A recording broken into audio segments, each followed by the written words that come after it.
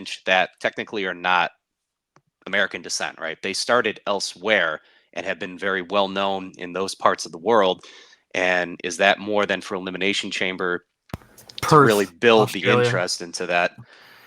Oh, sorry, excuse me, Perth, Australia. And so it's just something to consider, really. Are they really, again, pushing those wrestlers that have been very well known in other parts of the world, while, again, American are being a little bit cast off to the side? That's just something to consider, too.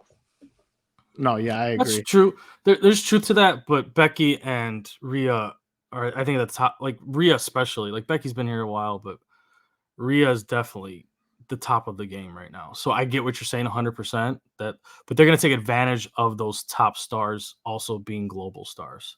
So there's truth to both of it for sure. Yeah, I agree. But we'll get more into Elimination Chamber as the show goes on. We do got to have a segment for that. But let's move on. We're gonna still talk about Thursday WrestleMania kickoff, and let's go to Seth Rollins, man. I just got one question. Like, what was the point of Seth Rollins being there, with the exception of him getting crapped on? I didn't swear, David. From Roman Reigns. Like, what was the point? That is an ally for Cody. What are you talking about? That is cares? going to be Who cares? tremendous. Tremendous. It's another individual that is now going to be going against the corporate bloodline. And yes, I can copyright that right now. The corporate bloodline. That is correct. And so it's, again, insulting a lesser championship, but then everything, of course, that potentially Rollins stands for, what he presents. And it's another individual that now has logical backing in this continued effort to dethrone Roman and the bloodline, corporate bloodline, as it continues to build. So this is where I have a, before you get into it, Angel, I'm sorry. No, So this is where I have a problem with what you just said, Gonzo. He's there to back up Cody. That's what you said, right? He's there to back up Cody. Is he not a world champion? Should he not be helping promote WrestleMania because it is a WrestleMania kickoff? So you have him there to back up Cody and not be like, okay, who's gonna face me? Cody, you're dropping all these epic promos. He's dropped epic promos to do whatever he can to make that title relevant and to make it be like the championship. And you're saying he's there to back up Cody. That's what I have a problem with. And I'm not saying you're wrong, because you're right. And I'm just saying what I have a problem with it. Because if you're gonna make this championship legitimate, he shouldn't be out there backing up Cody. He should be out there talking about, yo, I'm the guy here too. And instead of clapping back at what did Roman Reigns say? The losers bracket championship. He just stood number there. 2.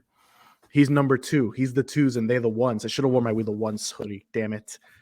But like, come on, man. It's like this guy's constantly getting crapped on. It's like, why did we separate in the first place? If this is what you're gonna constantly do.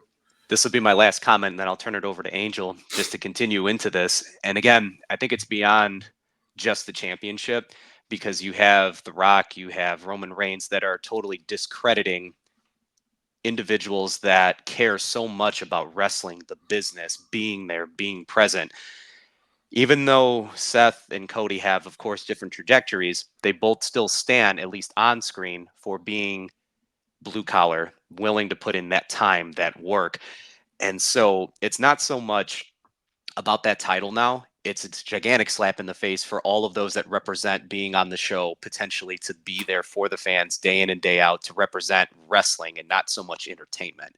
And that's what already a lot of this has been alluded to, is that Rollins already made that promo identifying that it's the Hollywood title, it's the cinema title, right? You don't necessarily have to be here all that much. So it's two individuals that technically have separate paths, but they ultimately do represent standing for very similar things when it comes to wrestling as a whole. And now that is being spat upon. I wanted to turn it over to Angel, definitely, so he can get his points in. No, yeah, you guys definitely hit a lot of nails on the head there.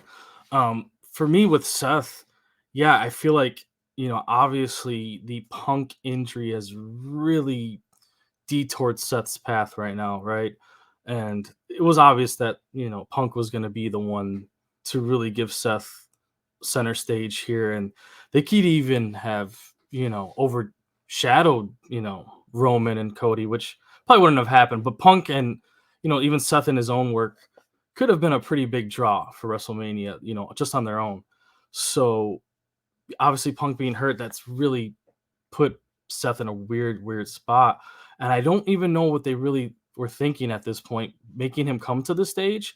I think they just had to because he's the champ, and you can't represent WrestleMania without having one of your premier titles, number 2, whatever you want to call it. It's still the heavyweight championship. So him there, though, dealing with Cody's decision, it just got awkward after Cody came out and pretty much shut down the whole Rock versus Roman thing, like we were hoping for, which was awesome. But anyways, as far as Seth is concerned, I don't know where it puts him. Now he's facing whoever wins this Elimination Chamber situation. I don't like that they were calling it number 2, but it's funny. I like seeing him and Roman go back and forth, and I wish we could see that a little bit more. They just give each other jabs now every week, like passive aggressively to each other, and they don't actually get to say anything face to face. It was really cool to see them face to face because we don't get to see that ever. So this type of event, that's what made this very unique for me. Them actually saying these things to each other's face. Roman calling it number 2, Seth saying thanks for showing up for work finally, stuff like that. I like that stuff. That's really cool to see. Hopefully we get to see more of that in the future. But That's yeah, I don't know. Becky's shoes. Yeah, wearing Becky's outfits. He likes it. Yeah, these they were cutting some fun stuff. And it was really cool to see them together again. My little brother, my big brother. There's some love, but there's some hate there too. You know what I mean? They're a good dynamic, and there's a good story there between the two. But they have their separate paths right now, and we'll see what happens in the future. But I hope Seth, gets more of a center stage upcoming here, even without Punk being in the picture, because I think he has a lot of talent, and he can do the job pretty well, and he can hold the title pretty well. Him and McIntyre, which I think is what's going to happen. I think it'll be pretty fun. So we'll see what happens, but I hope Seth gets to really show off what he's capable of coming up. Yeah, I mean, I do too. I mean, like I said, I'm not the biggest Seth Rollins fan, but I feel like he deserves better because he has been the workhorse for WWE, in my opinion, and just the way that he just gets crapped on, it's crazy to me.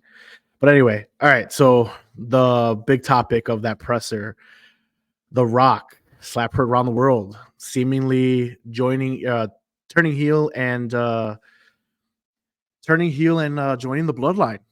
The corporate bloodline. Thank you. Whatever. Angel confirms Rollins stan. No, not a stan. I've grown to appreciate him more though, for sure. And he does show up every week. I mean, someone's got to show up. When you got one champ that shows up once a month at the most. I mean, this past Friday, wasn't it just... You got 2 of them on Friday. Yeah. I mean, wasn't it just Paul Heyman by himself saying next week The Rock and the champ are coming? Yeah. Like, why aren't they there this week? Why do we have to wait 2 weeks to see people? Anyways, I'm not a stan. Go ahead. Yes. So The Rock seemingly turned heel and seemingly joining the bloodline, and the slap heard around the world, slapped the piss out of Cody. Rock's words, not mine. So what do you guys think of all that? Did you like it? I mean, what's going on? It's I can tell you right now, something that I definitely did not expect. So what do you guys feel about it? Angel, start with you. Sure. Oh man, it was I really enjoyed it. We got a little taste of it when Rock showed up on Pat McAfee's show. He started calling the Cody Crybabies now, right? Hashtag Cody Crybabies. Yeah. We're a part of that. We want Cody, that whole movement. Cody, let's go. But anyways, yeah, when we saw Rock on the show, on the podcast, cutting promos again like old school Rocky, you started to feel a little bit like, okay, there's something going on here, a little bit different than what we thought was happening.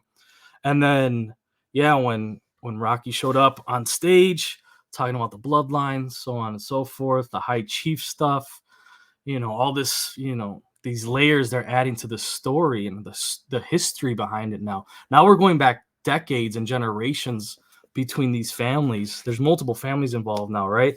And I think WWE is really doing this on purpose for the situations at hand, but we're looking at other families in the history of the WWE, and I think there's a reason behind that. But it was interesting to see Rock go full heel, and I think he's going to be great at it. I don't think he's in a place where, I don't know if they did a switch, if they did a pivot, if they didn't, who knows? But I think they did the right move, whatever it may be. If it was the original plan, if it wasn't, I really don't care. I think Rock being a heel. He's a full-on heel. I mean, you saw he talked to Triple H. I mean, that was awesome. Seeing those two guys go at it real quick for 5 seconds, my blood was, boiling. It was awesome. I think Rock going full heel though is great for the company. I think it's good for business. We'll see where it goes from here. I don't know how that's going to play out WrestleMania wise. Tag teams, no tag teams, feuding. We're gonna see. I think it's fun though, and I think the Rock's gonna be really good at it. I like it. So that's my Yeah, opinion. I think 100% they did do a pivot. I think it's kind of similar to, the Yes movement with Daniel Bryan or Bryan Danielson, whatever you want to call him. It's WWE. We'll call him Daniel Bryan. But I think they 100% did a pivot. I think they really wanted to do Roman versus Rock, and they saw the backlash that they got because they're sick of Roman. Is not sick of Roman. I say sick of his title reign. So I think they 100% did a pivot. David, what do you think? As far as Hollywood Johnson, Hollywood Maivia, Hollywood Rock, the corporate champion, whatever it is that we want to refer to this man as, I thought it was really interesting with The Rock coming out in all black. Like an old Western, I give definitely a lot of credit to my boy Adam. Me and him were talking about this a little bit earlier.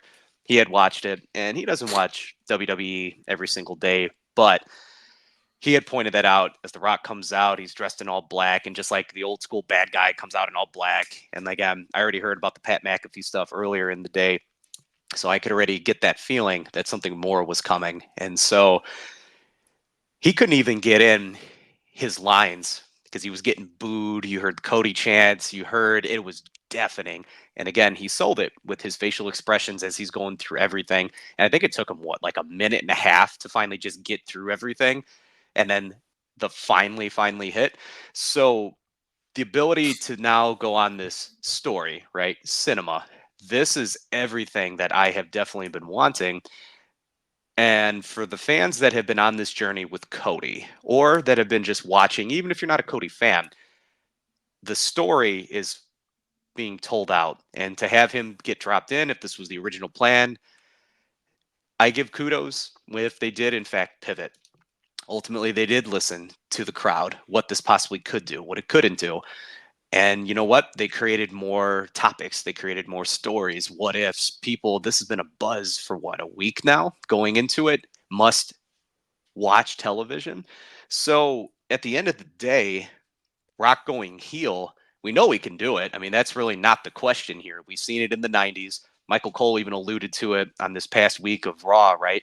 When he's like, what is this, 1996? When they started doing Rock sucks chants and what have you. So I'm very prepared for The Rock to have what an NWO Hollywood Hogan type of run now, where he's a little bit older in his career. He's coming back. He's an icon, and he's going to be able again to kind of go back and forth. That's why I've been dubbing it what the corporate bloodline now. If that sticks, again, maybe someone throughout the airwaves heard me say it here, but there's going to be a lot of good material now to definitely use moving forward because you could have Cody win, but you could also have Cody lose. This also could continue itself because of the storylines and how this is all being placed together now. So either way, people are going to get their second round of Cody, and who knows what they're going to do. I'm totally intrigued. And that's what I was gonna ask you guys. David hit a very, very good point. So the Rock being inserted or inserting himself into the bloodline or the corporate bloodline, as David likes to dub it as, what are the odds of the bloodline continuing now? That storyline continuing because the Rock has been added. Now it's fresh. You adding a different dynamic to it. One of the greatest of all time in The Rock or Dwayne Johnson, whatever you want to call him. Does Cody go in still the guy to beat Roman, or do they do another pivot and be like, hey, we pivoted, we gave you guys the match you wanted, but we didn't say he was going to win? So what are the odds that happening and this bloodline just continues and then he goes for Bruno Sammartino, like I've been Well, saying? Mark, you talked about it. Cody likes trilogies. He's that Mm-hmm. old school mindset. Let's say Cody Mm-hmm. loses again, and it's the reason that The Rock gets involved instead of, the spike getting thrusted into someone's throat this time, right? I mean, we know how this possibly could go. There's a lot of different ways that they could spin this now. I could see it continuing. Why not? You're going to be able to, again, end it, or you can continue it. And you could possibly replace Jay with The Rock, right? Then you bring Jay back into the mix, and he's another ally in this whole fight versus the bloodline versus the rest of wrestling, or whoever it is that they want to ultimately put together to go against this juggernaut. Right. So, with The Rock slapping the hell out of Cody, does that set up something between them? Does the tag match that everyone thinks is going to happen? Do you think they get some type of involvement for Elimination Chamber? Obviously, we're going to get into Elimination Chamber later, but I mean, just because we're on, the bloodline, do you think that's going to spark something, some type of match, or do you think they're just going to have to save one for WrestleMania? If I could jump in real quick, I don't. There's so many ways it can go, right? We've been saying that. Like, this gives them like infinite branches of timelines they can take right here, right? Did you guys find it funny as well? I mean, sorry, I don't mean to veer off really quick, but I just have to say this. Did you guys find it funny that Rock did all the talking and Roman kind of sat back? And That's what usually Roman does. right, but Cody called him the High Chief. I know that's like his status in the family's line or whatever. I'm wondering really where Roman's gonna stand here. Is he gonna be? They're all hunky dory now, right? And it looks cool now, but I'm really wondering about this dynamic between Rock and Roman, because is Roman gonna be cool with this whole idea of Rock, replacing him as the guy at the head of the table, right? At first it was like, oh, they're gonna fight for the head of the table, but now they're not.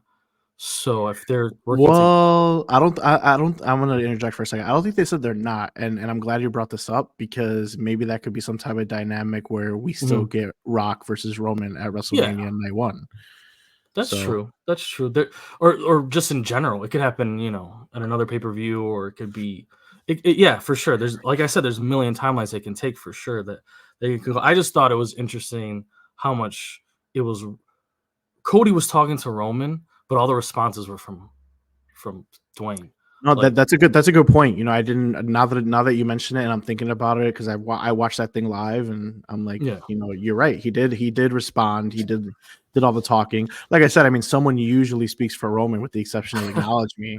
So I mean, it's not that out of character. But yeah, it is for someone else, especially someone as big, probably the only other person that as big as him in the family, to talk. So that could be something that's a great point that you could point out, where Roman's like, all right, dude, like, who do you think you are? You know what I mean? Exactly. I feel like there's a cool potential there, right?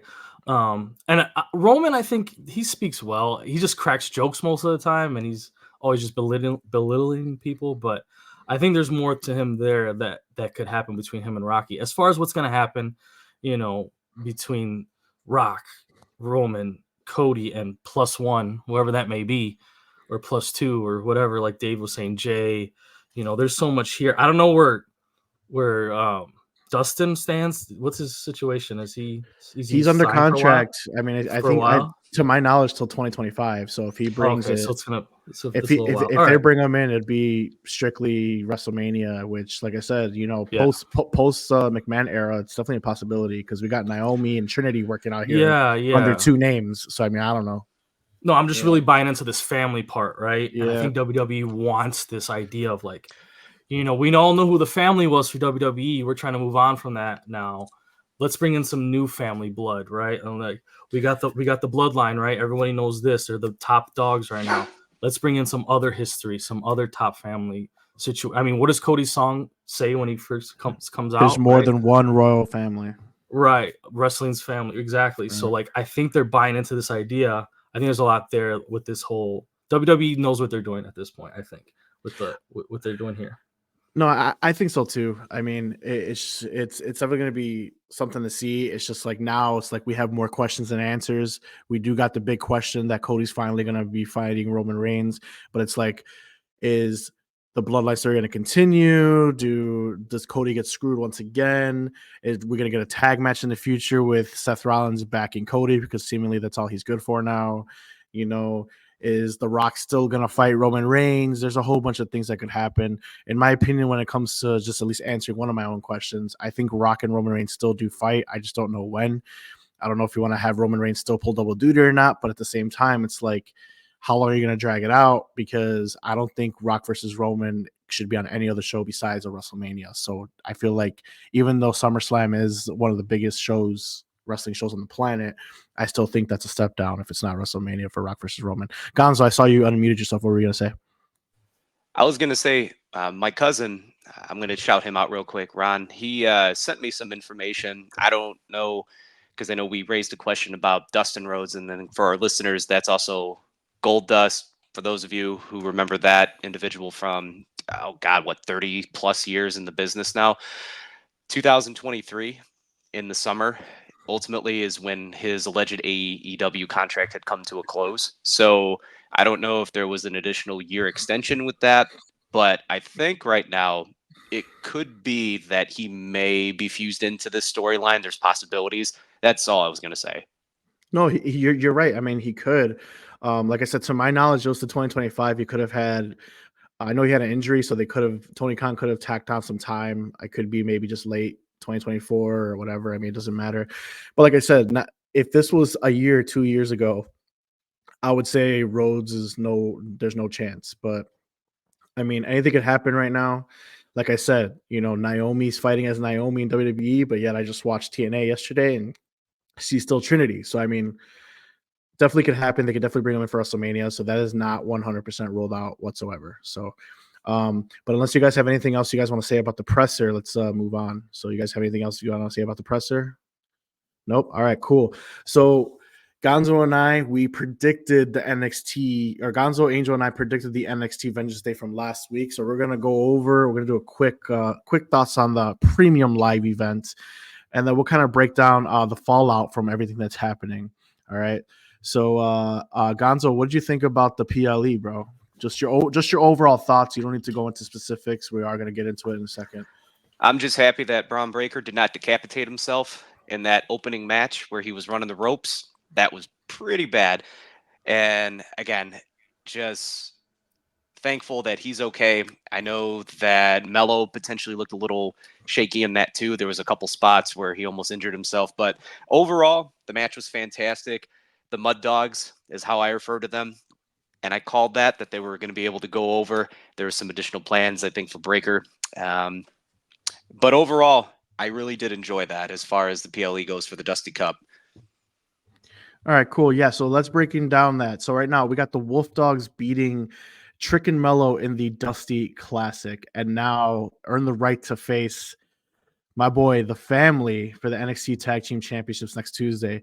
So what do you think about that going forward? Go ahead, Gonzo, take point for a second. I'm gonna still be.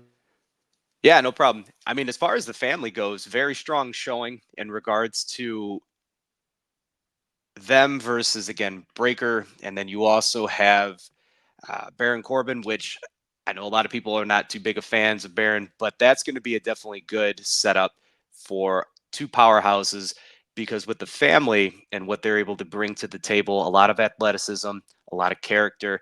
And so you have this ascending talents in addition to Corbin, which I think they're going to be able to definitely construct some good story going into this coming Tuesday. Right. Angel, what do you think about the Wolf Dogs, your boy Baron Corbin, and the next big thing, Braun Breaker now being the number one contenders, going after my family, bro, the family? How do you Oh, it's pretty feel? cool. Braun Breaker, he's pretty much. I mean, did you see? Did you see Dave's boy Paul Heyman already getting his fangs into Breaker? Possible next Paul Heyman Yeah, guy? next Paul Heyman guy. So I mean, Breaker. I mean, he's looking like he's replacing someone we can't talk about anymore, but another big Paul Heyman guy. He might be the next big thing, as we can say, and it's pretty cool. Yeah, I think I'm not a big Corbin guy, but if that works with the Bud Dogs, as Dave calls them, let The them Mud Dogs. let them get their Wolf let them Dogs. get Wolf their Dogs officially. Not trying to get sued yeah out here. Wolf Dogs, Mud Dogs, but yeah, it's pretty cool. I think Breaker's got a lot of bright future, a lot ahead of him, and we'll see where they take him. I mean, he's gonna be pretty busy coming up. He's gonna be the opposite of Roman. He's gonna be on every show every week. It looks like. Oh, So we'll he see what he's is. gonna be up to, man. He's They- busy. They're definitely going to show it on our show. All right. So before we move on, like I said, they will face my favorite team in NXT right now, the family. this Tuesday coming up for the NXT Tag Team Championships. It's a question for both of you. So obviously we see how busy Braun Breaker is. All right, he's going from show to show. There's a bidding war. To be honest, I didn't think that they were going to win the Dusty Classic, but they did. But with Braun Breaker, all his extra stuff going on, do they beat the family? Predictions for Tuesday. Go ahead, Guns. In WWE fashion, yes, absolutely. Because for right now, and I said this when we were talking off screen, Braun Breaker, until WrestleMania is done, they're going to have him fill his time right now doing some stuff NXT wise, cement himself a little bit further until WrestleMania is done. Once WrestleMania is done, that's where I will say he'll get the call up, they'll drop the belts, they'll do some type of angle in that general direction because they're already showing you that Corbin and him are going, they're not 100% gelled together. And you're going to be able to see Braun just with his athleticism display that as to how he can just immediately be a game wrecker at any second. So naturally, this is not supposed to be something that is going to last for a long period of time. And I think the storytelling so far is they're allowing us, the fans, to see that. For me, it's been very refreshing. So no, this is not going to be a long-term thing. I think until WrestleMania season is over, then you're going to get a little bit more on him on Raw and then SmackDown. You don't think he'll be part of WrestleMania? I don't think so. I mean, because with all the big storylines, you got Bailey, of course, you've got Roman, you've got Rock. Where are you going to put him? I mean, why put him into WrestleMania when you have all these other characters in these stories kind of going around?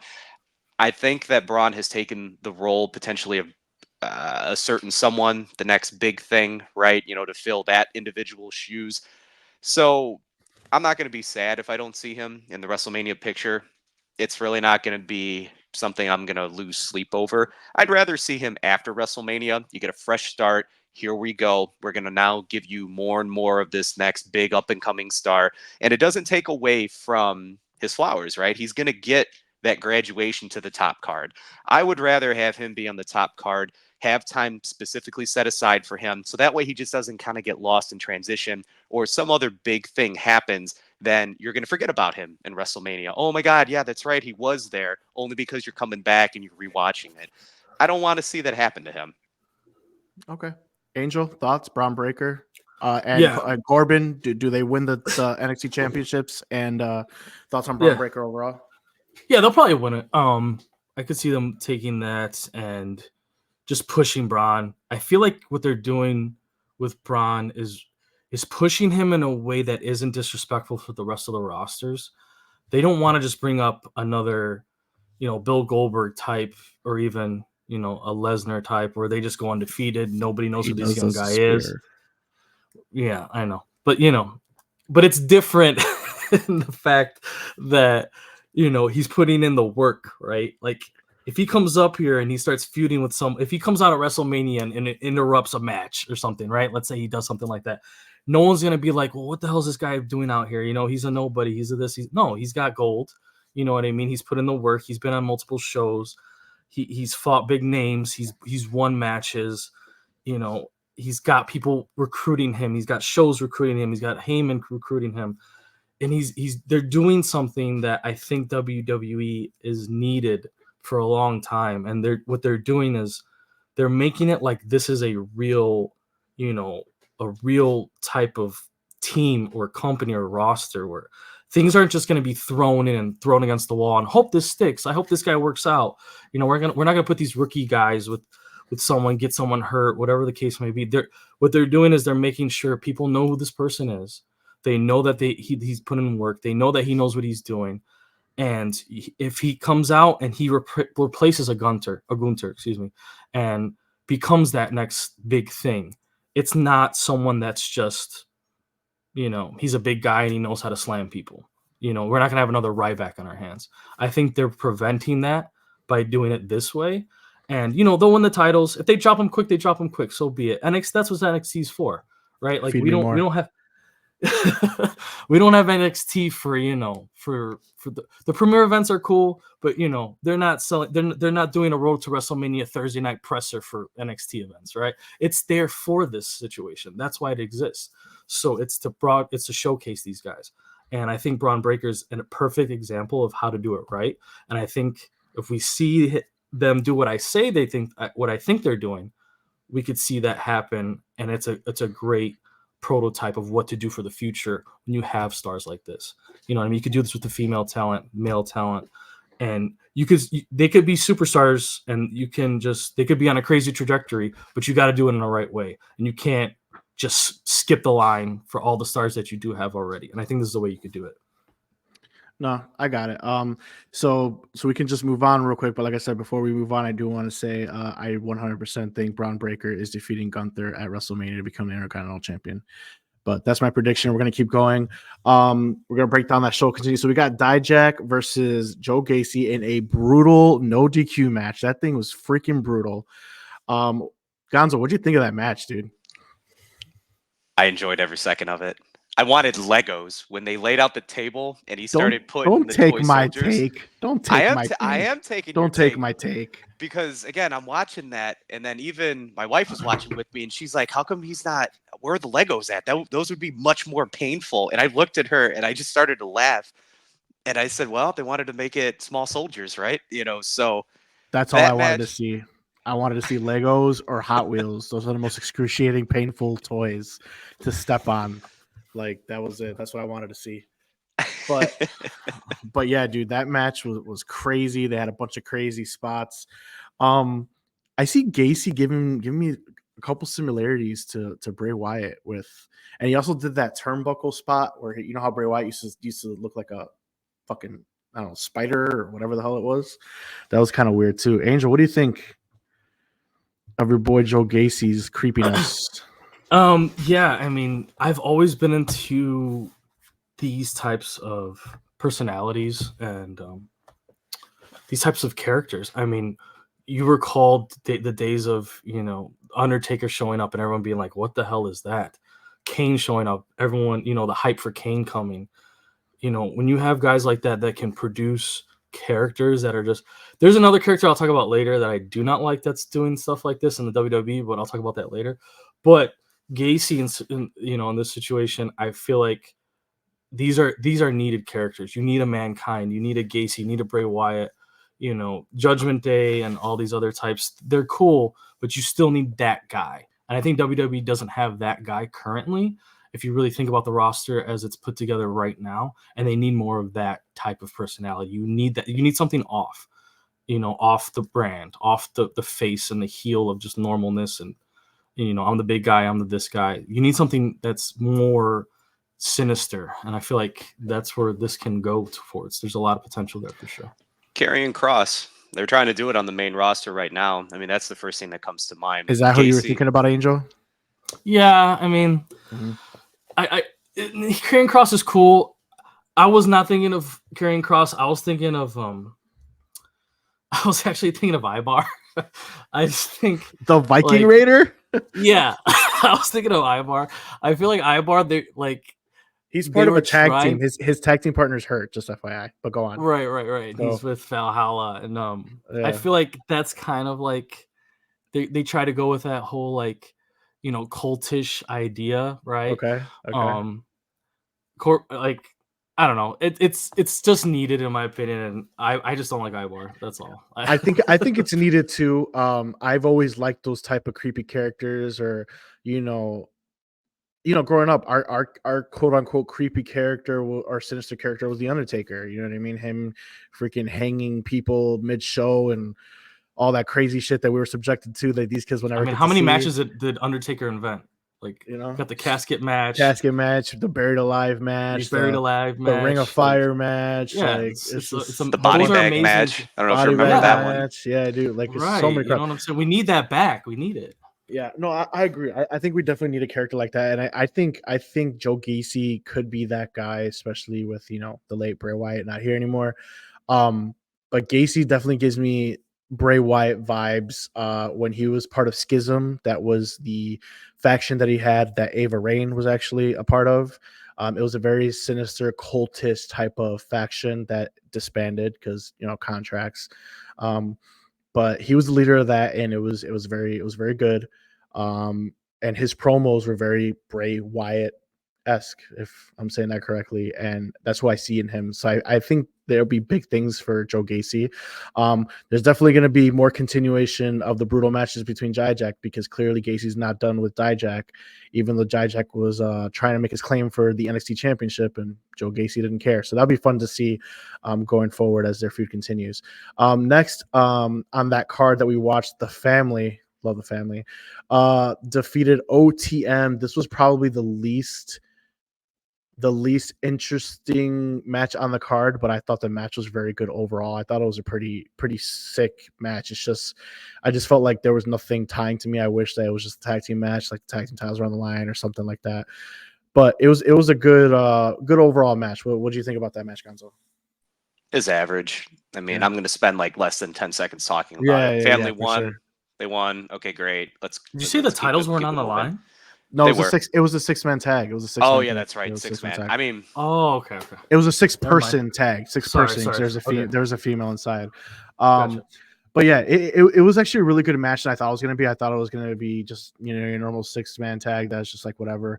But it was a good match. I thought it was very hard hitting. I love the family. But like I said, the family now turns their attention to the Wolf Dogs. I don't know why I put Wild Dogs on there. That's stupid. I almost read that wrong. But yeah, to the Wolf Dogs. Hopefully they don't drop the title to them because I hate Baron Corbin. And Bronson didn't call up anyway, so just don't sacrifice the family. But we're not going to spend too much time on it, unless you guys want to say something else about that. So, all right, cool. This match I thought stole the show. Valkyria versus Perez, but then it turned into a triple threat when Lola Vice cashed in her breakout tournament. Valkyria retained, which kind of bums me out. I hate failed cash-ins. So failing a cash in, it's like to me, it says, did you guys change your mind on the superstar? It just doesn't know. Do you think they but should always win? A cash in should just 100%. I don't think they should always win. But more often than not, they should win. And lately in the WWE, this is across as a whole, Money in the Bank, all that stuff. I'm seeing a lot more failures. So, which worries me about Damian Priest, but that's a conversation for later. But yeah, she had a failed cash in, and then Lola Vice faced Perez on this past week of NXT and loses. So you go from winning the breakout tournament, inserting yourself into the triple threat mid match, which I thought was really cool. She got a great pop, and then loses. So it's like, what's her really trajectory? Quick, do you think she should have waited till the match ended, like everyone else? I think the way she did her spot is one of them was down and then she cashed in. I thought maybe she should have chose her spot a little better, but like I said, I mean, even if she did the way she did, which was dope, I thought it was dope regardless. I just felt as though if you're going to give somebody this breakout tournament, at least make her win, especially when NXT is trying to build more stars because you have so many people getting ready to get called up. We need to start building those stars. That's just my take on it, and I just hate failed cash-ins. I hate it. But like I said, so she also loses to Roxanne Perez on Tuesday, which kind of makes me wonder what's going on with Lola Vice. But Gonzo, what do you think of that match and the failed cash-in? I like the failed cash-in. Okay. I mean, because to me, I don't want to immediately assume that whenever I see someone running down with their piece of paper, their briefcase, that they're immediately going to win, right? I don't want to be conditioned. I was conditioned that way for a long time. To me, I like it because, again, it gives a little bit predictability. So I'm all for it. I will say the inclusion of her in that match to turn it into the triple threat really brought me back to life because I was pretty bored with that overall match. So Wow. Rhea Ripley, unfortunately, has set the bar. Charlotte Flair has set the bar. Bianca Belair has set the bar. That's crazy to me. All right. That's cool. Those three performers, I like those ladies. And again, for this match, it was good. Don't get me wrong. I mean, I wasn't really invested in it. I really wanted to see what happened with Trick and Mello and Dragonoff and, some of these other storylines. Like I was more into Gacy and Dijak, to be truthful with you, just because it was a little bit don't different. penalize the ladies because you wanted to listen to another story. But You asked me, but that's cool. Again, I said I was so with it. I thought it stole the show. I mean, I thought it was amazing. But all right, the moment that it turned into the triple threat match, again, I came back to life. I was totally invested with it. And so as soon as that, I was all about it. Very much so interested, and it kept me on the edge of my seat because she's gonna cash in, she's not. there's so many different things that were now going through my mind with that. So, like I said, I didn't say it was a bad match. It No, just you're didn't good. have me at the start, but towards the end, the inclusion of the triple threat, it totally sold me then. So what I did like about the failed cash in is the inclusion of Tatum Paxley, because Tatum Paxley is out here basically trying to protect Valkyria in the weirdest ways possible. So even though it was a failed cash in, she definitely played a role in it. So it was technically a dirty loss, because it really wasn't. She didn't have the opportunity to win it clean, quote unquote, even though she did insert himself in the match. So that's why it makes me a little bit okay, because clearly that feud is gonna start sparking, because she also got involved in her loss to Roxanne Perez as well. Angel, what did you think about it? Yeah, the failed cash in. I think I'm kind of with Gonzo. You don't want to be Mhm. conditioned for For these sure. situations to be automatic. I get what you're saying. It's usually seen as the next big star of the show, or especially with Money in the Bank, it's usually considered, oh, this is the guy, this is the next upcoming guy, Not if you're this is the named guy we Austin trust. Theory. Not if you're named Austin Theory, right? But everyone else, Austin Theory, everyone else, usually that's what it's considered, right? I think these cash-in events have changed over the years. I think what would it start with? Jericho? Who had it first? Jericho had. Jericho never won the. He never won it, but he invented it. Yeah, he invented it. Yeah. Yeah, I can't remember, but anyways, yeah, back in the old days, these cash-ins would always be, an automatic thing, and I think it was the way they always did it, right? Like they would do it after a crazy match. You'd have a match where these guys killed each other and they're pretty much done, and then here they come, with the referee, and the guy can't even defend himself, and they, whatever happens. I think now though, like with this situation with Valkyria, like you said, she was able to be helped, and they were able to find a way to make the failure plausible. So it wasn't just like, oh, she came out and she failed and she sucks. Like that's not the situation. Like she came out, you know, Paxley stopped it. It just helped the situation. And I think that's like, again, I'm bringing this back up again from what I said earlier, but NXT is a place to test these types of things and to see how they play out For sure. on events like this, titles on the line. We're gonna cash in. That's why why do you think they have the piece of paper in NXT? It's to try stuff out, because you can't do this. You don't want to see Damian Pierce trying this out and it doesn't work, right? You know what I'm saying? Priest, So Damian Priest. sorry, did I say Pierce? Yeah, Sorry, Priest. yeah. You don't want to see Damian come out and use his suitcase, and he fails, and it's and he had this situation that happened, and not everyone buys into it. Now you see the situation that happened here at Vengeance, and you're like, okay, this is a way that something can happen like this. So I think that's the purpose of NXT, to push stars, to try things out. It's kind of, to me, NXT is just very similar to the minor leagues of this industry. So For like sure. when we watch baseball, with the automated umps and stuff like that, I see NXT as that.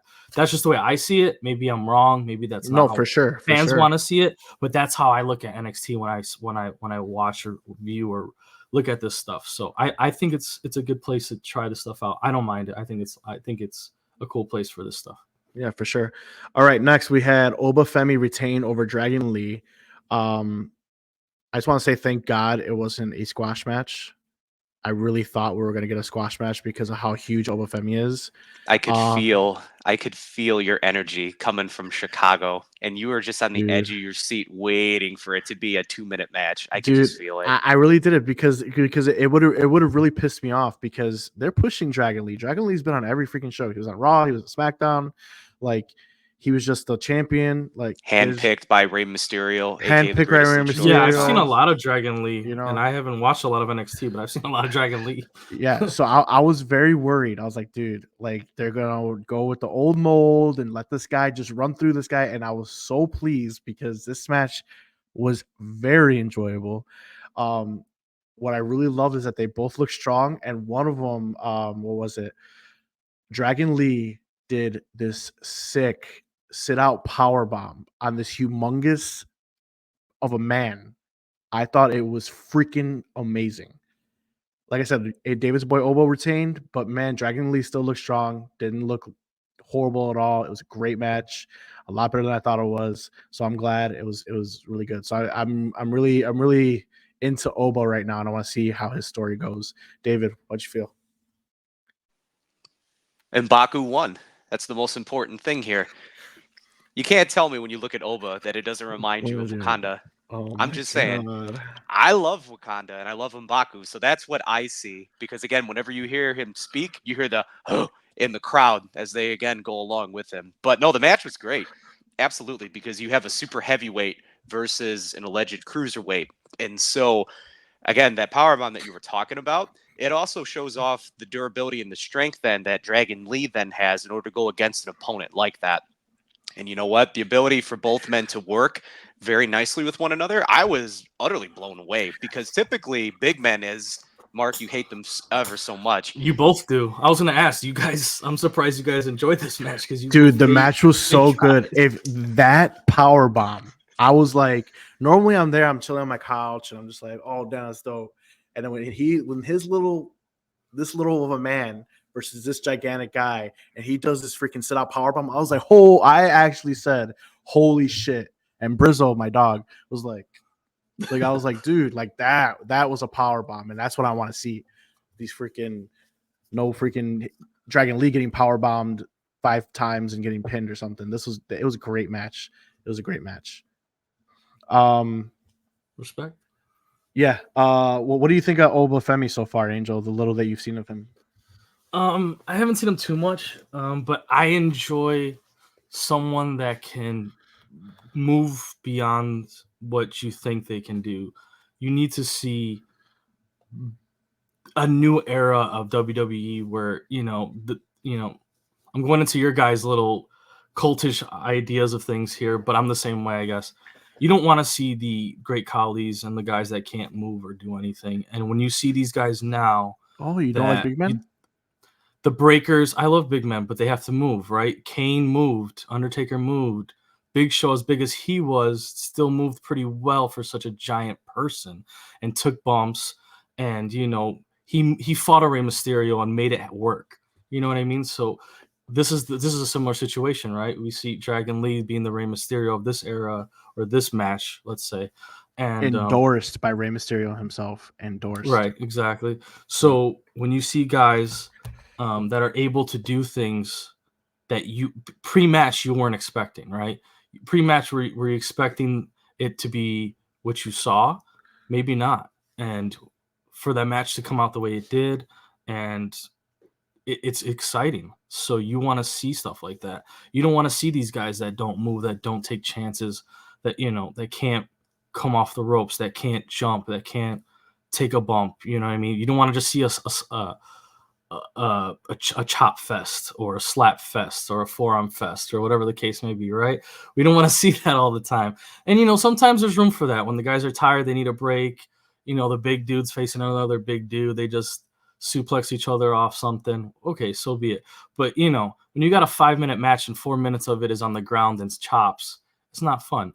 So, we'll see what happens. But no, yeah, I get it. It was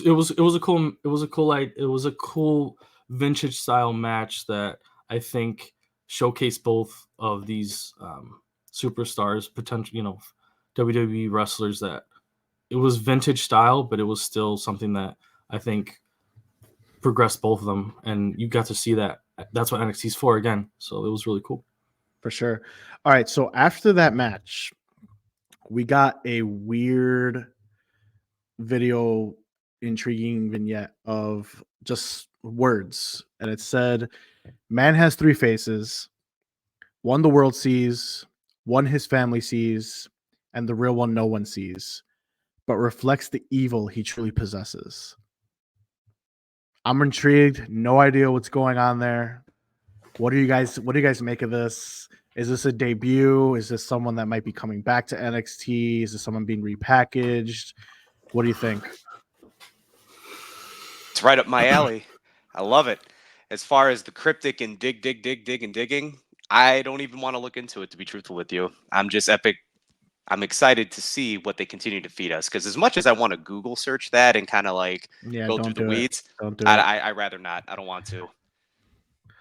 It's not Okada. Oh, hold on. So Derek the guy says it's not Okada, but I am just so ready for Okada. So it's funny that you mentioned that. I'm gonna take point on this for a second. So Go ahead, Kazuchika bro. Okada has been dubbed the John Cena of New Japan Pro Wrestling, and his contract is up. Um, this has been getting a lot of heat online that it is Okada. It has something to do with Japan with the three faces. Um, I think it is Okada. I really hope it's not. I would rather see him start on the main roster because he is that big of a superstar, but I think he is. And let me tell you why. So, Pro Wrestling Tees is here based in Chicago. All right. It's a big wrestling shirt store. They supply the gear for AEW and also all of the indies. They sell New Japan shirts. They sell former wrestlers that are no longer fitted with WWE shirts. They sell all that good stuff that is not WWE. That has been removed from that store. The only way that happens if WWE told him to stop selling merch. Otherwise, if he was going to an indie promotion or staying in the indies, that wouldn't have happened. And I believe 100% it is Kazuchika Okada. But that's just my take on it. We don't know what it's going to be. But I think WWE landed Kazuchika Okada 100%. What do you guys think about it? I mean, one, I love when they do just mysterious stuff like this. I think it's awesome. It's so much cooler when you don't know what's coming. When you have these situations where someone's behind the scenes, you could have someone attacking somebody, you know, wearing a mask, whatever it may be. You have all these different types of situations where someone could be either introduced, reintroduced, someone turning on somebody. It could be a million different options, right? So Okada would be amazing. Like you said, he's such a big, talented star that, you know, is NXT the place for him? Maybe, maybe not. Maybe he's big enough to go on to a place like Raw that needs some more star power. But if it's someone else that's already, you know, on the roster or someone that's coming back to the roster, I think it's awesome. This is the way they should do things, where you don't know what's going to happen. And I hope it's a slow reveal, and I hope they attack somebody. I hope it's just chaos. The more chaotic and the more unknowing, the more fun it is, at least as me as a viewer. I like it. As long as it's not Lord Tensai, I'm all good with it. Lord Tensai. AKA Albert. Holy crap. A train. All right. Now to the main event. Dragunov retained over Trick Williams, but I want to make note that the crowd was completely behind Trick Williams. That guy will be a world champion, hands down. And I believe he has more star power than Carmelo Hayes, in my opinion. I think if Trick Williams goes to the main roster, he reminds me so much of Booker T, and I think this guy can main event WrestleMania. That's how much I am invested in Trick Williams. But like I said, the crowd definitely hijacked that match. It was whoop that Trick the entire match. Every time he almost had a pinfall, the crowds were then the edge of their seats. The match was fantastic. What did you guys think of the match before we talk about everything that happened afterwards? Gonzo, what did you think of the match? I was excited for it. I'm not the biggest Dragunov fan. He's okay. I don't mind it. But the energy of, again, Trick Williams, I was for that. 100% I was for that. Carmelo coming out, and as soon as he, of course, backstage is like, yeah, man, I need my brother out there. I said, okay, here comes the heel turn. Here it comes. I'm waiting. Let's go. It was very exhilarating. I'll say that, because the ability to take the knee injury at the start of the night and then to use the ring psychology, carry it over to let that Great play out for the storytelling. rest of the match. Phenomenal storytelling. And Mhm. it's the little things like that that I greatly appreciate. And at times it gets lost. And so both of those men put on a clinic. I'll say that. Even Carmelo Hayes being at ringside. And I don't know if people noticed this. I saw this right away. The jacket that Carmelo Hayes had is very reminiscent of a certain Shawn Michaels when he ultimately kicked a certain someone in the face and had him brushing through the glass window. That was something I don't know if a lot of people picked up on, but I saw that right away and I said, I am ready for this when this happens. No, yeah, for sure. Angel, what are your thoughts on Trick, man? He didn't win the championship, but man. Yeah, I think he's probably, besides Breaker, the next star from NXT that definitely should be considered. I mean, I'm surprised he didn't win. I wonder what the plans are. But yeah, the heel turn with Hayes, that's obviously something that it's really exciting to see. You know, the storytelling at NXT is there, and you want to see stuff like this. I think with Trick, he's got the fans jumping up and down. You know what I mean? It's kind of like when Jimmy comes out. You know what I mean? And it's like everyone's just in the vibe, in the fun of it. That's what you want to see. You want, yeah, Yeet, right? And you know his entrance and stuff like that. So that's what Trick brings that same energy, and you see guys like that, and you just, like you said, you could see him headlining the WrestleMania, and that energy, he hits the fans, he hits home, and he hits such a broad fan base. So, I mean, him not winning is strange, but other than that, I think it was something that he can definitely catapult himself from. For Yeah, sure. I would love for him to have won that match, but I understand it. We've been getting teased for months and months of Carmelo and him, and now that we are in WrestleMania season, I think the plan is right now is for them to compete at Stand and Deliver, which is the Friday show of the WrestleMania weekend. That's the NXT's WrestleMania. It's called Stand and Deliver. So that Friday night show, I think that's where they'll have their blow off, and I think that's when finally, I think Carmelo loses to Trick, and Carmelo will be on the roster on the main roster full time. I think that will be the send off. I could be wrong. They might just want to play this out all summer and whatever. But with Carmelo being on the main roster for so much the past couple months with the United States title tournament, the United States Championship title tournament, I think it's time for him to come up. I don't know if he's going to be the main event star that he was in NXT. I just don't see it. I see Trick over him doing that, but I think it's going to be time for. That's because you don't believe in Hayes on the mic, right? That's your main concern with him. No, I believe in Hayes on the mic 100%. I think. Oh, okay. I think when it comes to the WWE mold, he's not a main event caliber looking guy. If this was AEW B plus player, exactly. Right. If this was AEW or TNA, he'd be world champion tomorrow. So I'm just saying. I believe TNA and AEW, obviously it's a WWE show, but I believe they treat their stars, which whatever the size, if you have that talent, mic and in-ring skills, you can be world champion. That's what I like. But the WWE mold, for as long as us three have been watching it, that has not been the case, and I don't think Carmelo Hayes is going to change that. Yeah, that's true. So, Daniel Bryan's the example of that. So yeah. So I mean, and name me a world champion that since Daniel Bryan in WWE that was that stature that was world champion. We can't speak his name. Yeah, I know for legal reasons. Correct. So he's been wiped from all of history from WWE. Right.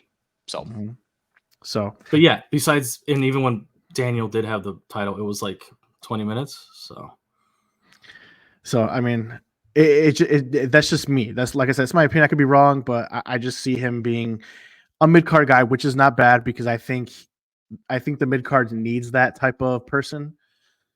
Back in the day when we were growing up, they were dropping promos for the European Championship. They don't do that shit no more. You know what I mean? And that's what you need. It gives you more story. The only one who's really been doing that right now is Gunther, and obviously Logan 100%. Paul, man.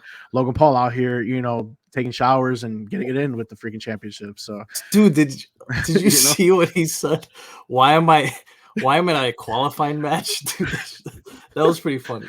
Yeah. Why can't you treat me like Roman? Show up, shower. No, Rock. He said Rock. Rock. He said, "Why can't you show me like Rock?" So, but that's what it is.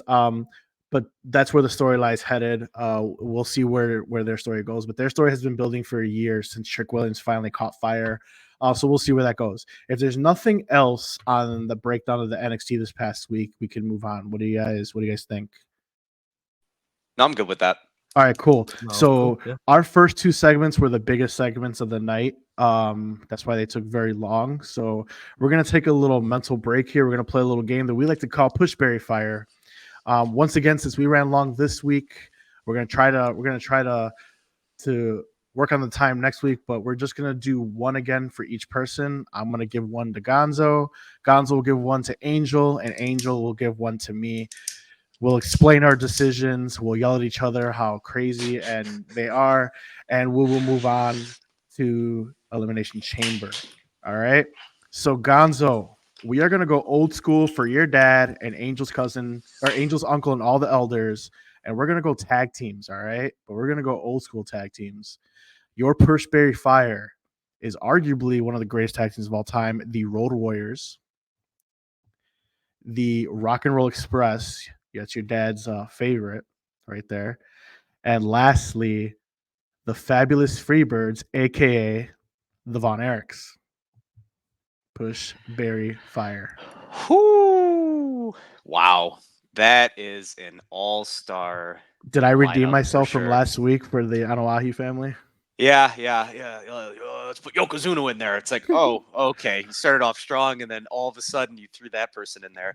Man, Right. that is tough. I So mean, there you because go. The Road it's Warriors. I'm gonna give you it again. yep, Road Warriors, Rock and Roll Express, yep, and the Fabulous Freebirds, aka the Von yep. Erichs. I mean, it's something too, right? Because I was watching a couple Dark Side of the Rings, the Von Erichs are on there. I was watching the Benoit and like all these different things. So Can't say his like, name. I just did. Oh man, they're gonna cancel us. So I'm gonna say I'm gonna fire the Freebirds as far Ooh. as that goes. I would like to bury. Man, that's so tough. It's gonna be Midnight. I'm gonna bury Midnight. The Road Damn, your Warriors. dad is gonna kill you. No, because my dad, honestly, when it comes to the Legion of Doom, there is no there's no one else. The amount Okay. of Legion of Doom memorabilia that he has, just randomly growing up as a kid, coming across the shoulder pads, the spikes, the face paint. Fire the Freebirds. Haven't they been through enough? Yeah, they really have. It's what's best for business. And so, no, it's definitely the Legion of Doom. I mean, me personally, if we're going to talk about big men that can move, those individuals are what? Combined weight of like 600 pounds. And they're larger than life individuals that legitimately look like they could just kill you with one flick of their finger. I'm all for the look. And during a period where they were traveling from different promotion to promotion, and it didn't matter what promotion it was, they came in and they immediately just decimated anything in their way. So I don't count the whole second run or third run with WWE where Snaz, I think, was a part of it because, right, it was LOD 2000, I think is what it was called, when Hawk was unfortunately not in a good headspace with his addiction and everything else.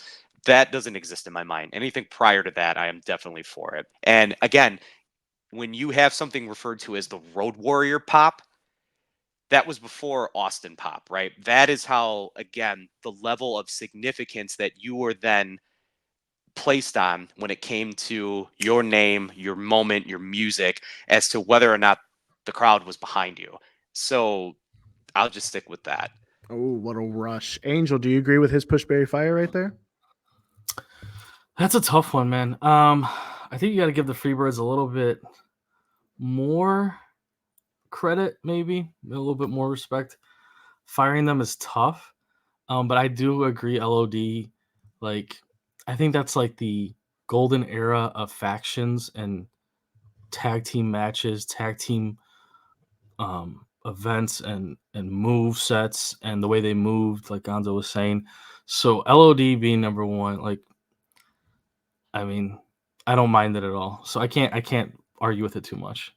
All I right. have to give some I think respect to it. I think I would have agreed with what David put out there. So that And was we a don't don't. agree on much. We Yeah, don't agree on much. So I that's would. pretty world Yeah, breaking there.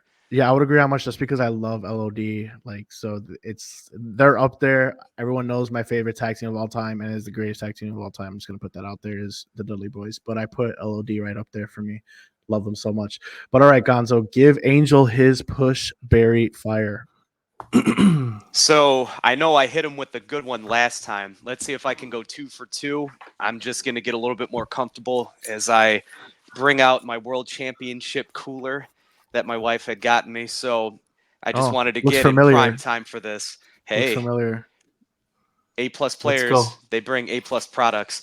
So my push berry fire for Angel this week is going to be the Olympic champion who won a gold medal with a broken frickin' neck, Eddie Guerrero, and the the R-rated superstar Edge.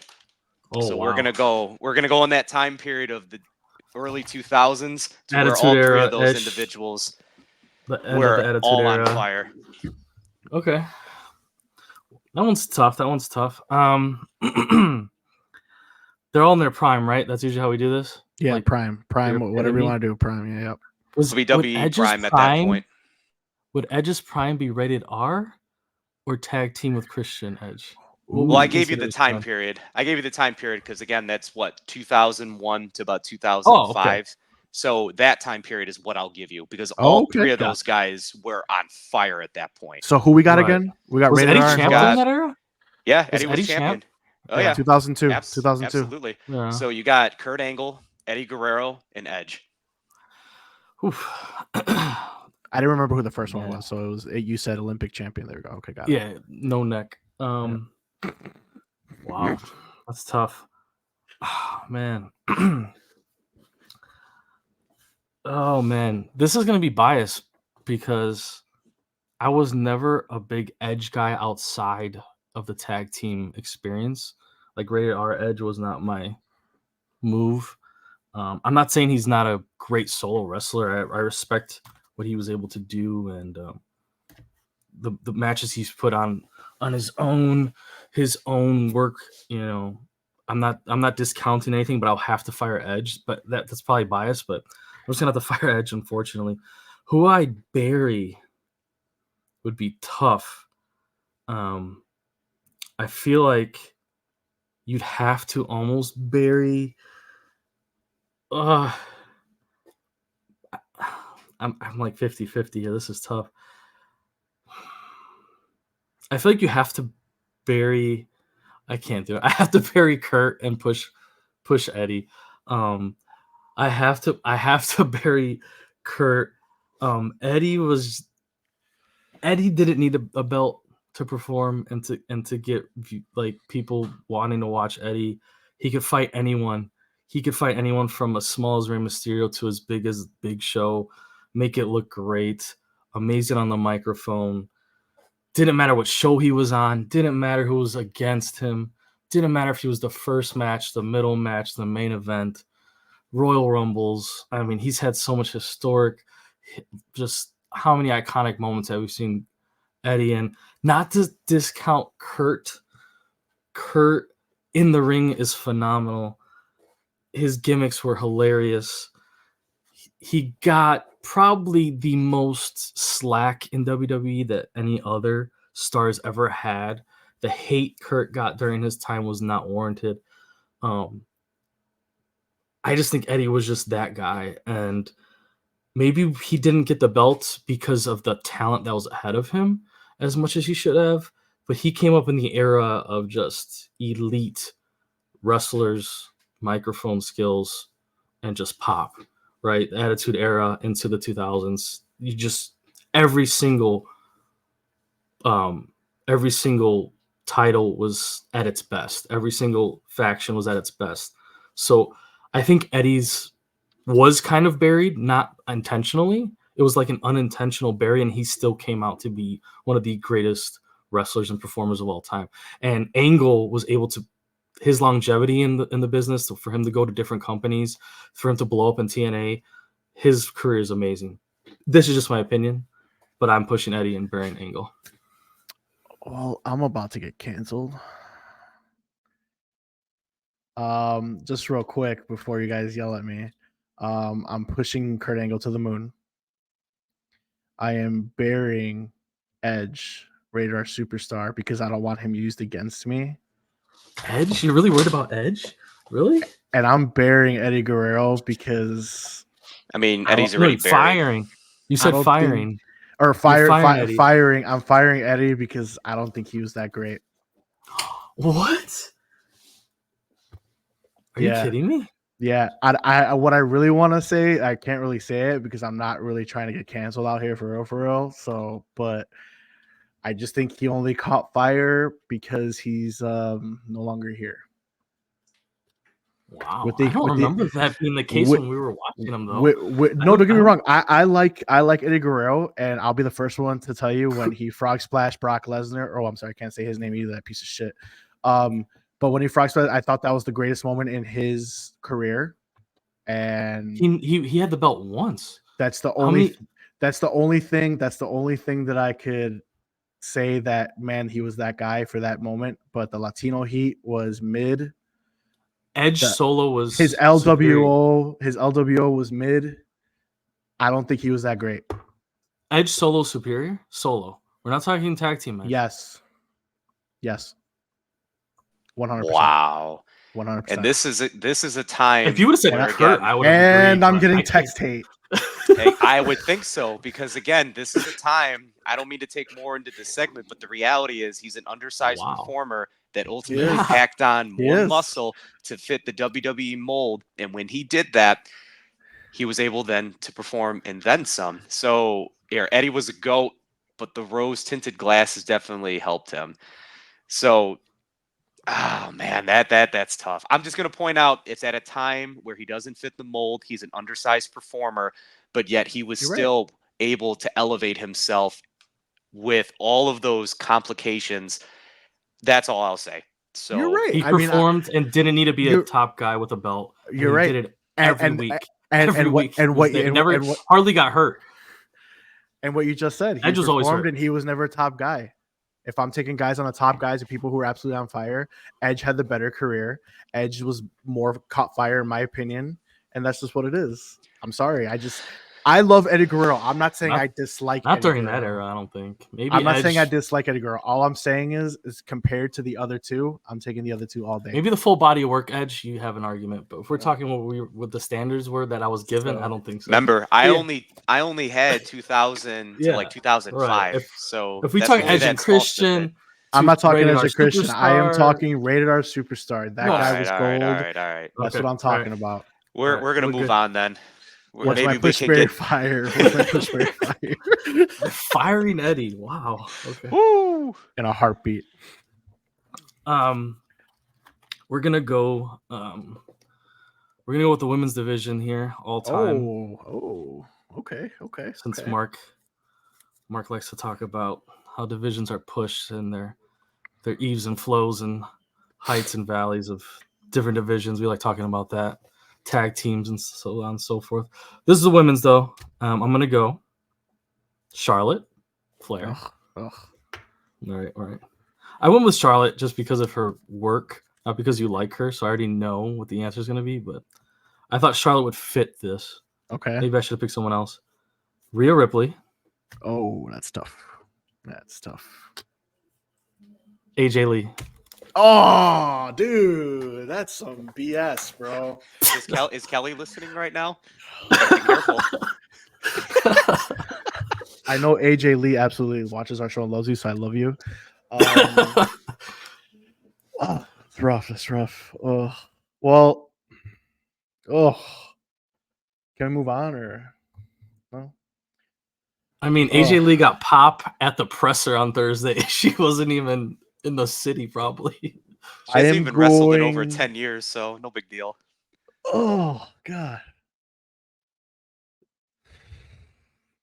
I mean, you can start off with who you fire. I kind of gave you one there. That's the thing. It's hard. You think so? It's hard. It's really hard for me. Don't get me wrong. I think Charlotte has been so shoved down my throat. It's just like I'm bored of her. Prior to the injuries and this year, but at the same time, you can't deny her, dude. Like that's what I put her there because her workload. Yeah. So, and this is what I'm not basing it off of who I'm tired of. I'm basing it off popularity, and I'm basing off who delivered, and all three of them deliver. Even though this is the hottest Rhea Ripley's ever been, you know what I mean? It's like, do I fire her because she hasn't been on top for so long? Do I fire AJ Lee because she had a shortened career? Do I fire Charlotte because she's just been so shoved down our throats? Like, I don't know. It's like, so I'm going to start with who I don't want used against me. Let's do that. All right, and I'm gonna go. I'm about to get canceled again. I am going to bury Rhea Ripley Ooh. because I don't want her used against me, and she's the youngest out of all of them. She's only 25 or 26, so she has big time. She could just go to AEW or whatever area you want to do and just dominate my life. So I don't want her used against me, so I'm gonna bury her on the roster. Putting mommy on bottom. Oh God, That Becky Lynch was pretty that fire. was though, when funny. she That threw was away funny. that. I'm gonna teach you how to be a bottom. Yeah, so I'm gonna bury Rhea Ripley. You're gonna push AJ Lee. Come on, say it. Say it with me now. Screw you guys. I'm gonna fire Charlotte because fuck her, and then I'm gonna push AJ Lee to the moon. I don't care. Fight me. Chat, can we clip that? Fight And, me. Fight me. I Clip don't that care. chat. I don't care. Can we get that? AJ Lee was the greatest female of all time. I don't care. And if she Of all gets signed time? of all time Over fuck- Trish Stratus? over Trish Stratus is not even in my top 5, top 10. She was top for that era because nobody else wrestled because everyone came out doing bra and panty matches. But Hey, they had to start somewhere. Where'd you think they were going to be Rhea You're- Ripley's you're- in 1999? You're right. No, They I didn't agree. exist. But no. But yeah, I'm pushing AJ Lee to the moon because I think she had the skills. Clip it. I'll clip it for you. That'll be my first clip, and I'll tag the whole world, and I'll tag AJ Lee so she could see it. Love you. Anyway, what does this say? Clip it. He chose the right answer. That's why we're here for Mark's Great Opinions. That's right, Derek. That's right, Derek. Go follow my guy, Derek the Guy. He's the real gamer out here. Okay. But yeah, we're pushing AJ Lee to the moon. We could go into that another day, but we've already spent a lot of time here. So we're gonna move on to our next segment. So you guys can go cancel me on all social media at pro_wrestling_kingpin, and we'll fight about it there. Anyway, Elimination Chamber is taking shape. I'm gonna just quickly go through this because we have spent a lot of time here. The matches that have been announced so far. And like I said, if you guys want to spend some time on something, stop me. If not, then we're just gonna keep going. All right. The sub premium event is how I'm referring to this, by the way. Oh damn! Shots fired. All right. So the sub premium live event of the Elimination Chamber that used to be a huge spectacle is now, we don't know. But the matches announced so far is we got the Women's World Championship match with Rhea Ripley versus Nia Jax. Real quick, does this match even matter? It does to me. I Okay. actually enjoy Nia Jax's character because they've literally just bought into the fact that she hurts people, and that actually is giving her now this development, right? Angel's face right now. Hey, maybe that can be my clip that'll put me to the moon and then some. But ultimately, I never cared about Nia, right? I was more concerned of how her poor work led to people getting hurt, herself getting hurt, and now they've turned that actually into her actual She's still gimmick. almost hurting people doing her moves. Yeah, but at least she's acknowledging her it now. sitting on I'm people's okay with chest. that. Every time she sits on mommy's Bonsai chest, drop. I'm so Mommy's scared. chest. Every time she sits on a female's chest, I feel like she's gonna pop their implant. I'm just This saying. ain't Trish Stratus, dude. Get that out of your I'm mind. just saying. She got that removed. Look at her. Okay, Um, Nia. So Nia? what I did say once I'm gonna stop you for a second. What I did say is, if do you guys even care? Not because of the match quality, is because is it already predetermined that Rhea Ripley's going to WrestleMania? That's what I meant. Right. Go on. Right. It was more of the character development that I like with Okay. Nia, to be truthful, because prior to this, like a Drew McIntyre, we talked about this last week, I haven't cared. Then they finally found something to actually draw upon that isn't Right. true. Because But again, do you we're not think she has a chance to win? How about that? Do you think she has a Yeah. chance to win? I will say, yeah, from the storytelling perspective, because when they Nia? introduced when they introduced Becky Lynch and Nia a couple weeks ago, I think about a month ago, I could care less. I said, well, Becky's going to win. And then sure enough, Nia won that match legitimately. And I said, oh, well, that's actually a complete curveball. So at least in my mind, it actually gave me something to say that there's a possibility. And she already has put on the screen that she's already leveled Rhea on top of that. So Angel's from a so frustrated. story, I don't know if this is worse or the Eddie Guerrero cut. So either This way, might at be this worse. point, I'll be honest. I'll let There's you go. no shot. Sorry. All right. I'm Well, sorry, we're let you clearly finish. talking. We're clearly talking Rhea and Nia Jax right now. So Angel, go ahead. There's no shot. Well, what's going on? There's no shot. Rhea is losing in Perth, Australia at 3 a.m. here to Nia Jax. It's. I will bet my entire house. Can we put the? Is there something on FanDuel that I could put money on for? Put your shoes on the line for me. Like, can I put everything on the line of my whole life unless I'm sure aliens you can't. invade I think you are because they do Elimination have Chamber? Like, there's no shot Nia has it's not even possible. Derek, There's I no am way. clipping this right now. Yeah, if Rhea yeah, if Rhea- loses, you are streaming in a hot tub, and you for damn sure I'm gonna I'll hit you up join at you. 5 Hey, a.m. Derek, when he wins. Derek, When I'll she join wins. you. We'll do it together. It'll be AOK Derek the Guy combo stream. Okay, crossover, whatever you want to call it. If Nia Jax wins, not to say that she's not a potential, hot talent, if you want to call it that or whatever, but I don't see it happening. Not at this situation. It's unfortunate for Nia because, like you said, they're pushing her character in a way that is more likable, I guess you could say, or more entertaining. But her beating Becky Lynch was just changing the speed bump Becky Lynch had to WrestleMania. Now she has to fight her way out of the Elimination Chamber, and it gives this pay-per-view a little bit more, story to it because we're skipping over it so hard as it is. They're like, oh, let's throw Becky in there and make her feel like, not her feel like, but make us feel like, oh, Becky earned this shot. You know what I mean? She lost Royal Rumble, and we made Bayley go for the other title, so we got to make Becky get that same vibe. So that's all. I could 100% agree with you that there's no shot that she wins, but I could tell you right now, you just made that the most entertaining match because now I hope she wins because you will be streaming in that hot tub. I will make sure. Okay, you guys better call up Levesque and tell him. And this will be their hottest champion that's bigger than Seth Rollins right now. Okay, it's literally Roman, Rhea, and then Seth. You're gonna have her lose in her own hometown. I'm gonna make sure you home stream country in some type of little kiddie pool. I don't care what it is, but you will be doing it. I'm clipping. That's I'll the do first it happily. clip. If Nia Jax has the title, I'll be there. That is the first clip. All right. Do we spend any more time on this? You guys got all you guys wanted to say about the Nia Jax situation? Or I should probably just sign off now. I think I'm pretty satisfied. All right, cool. All right, we got the Undisputed Tag Team Championship on the line with the Judgment Day against Tyler Bate and Pete Dunne in their home country. Do we get a title change here? You want me to go first, Gonz, or you want to go first, bro? Doesn't matter. You're talking. Go ahead. All right. Yep. I think we do. Hold on. Derek said, I'm streaming wearing Nia Jax branded underwear in the hot tub. There's just no absolute way. I agree, Derek. I'll be there next to you in Becky Lynch underwear. Clipping that too. I think we can see a potential change of the guard with the belts here. I don't know what's going on with the tag team titles, why they're unified. This whole thing is confusing. I'm not a fan of it. I do like Damian. I do like Finn. Them as champs is cool too, but I don't know why they have both belts. The whole thing's weird. Okay, they need to figure it out. But as far as this match and what's gonna happen, I think they drop it. I don't know.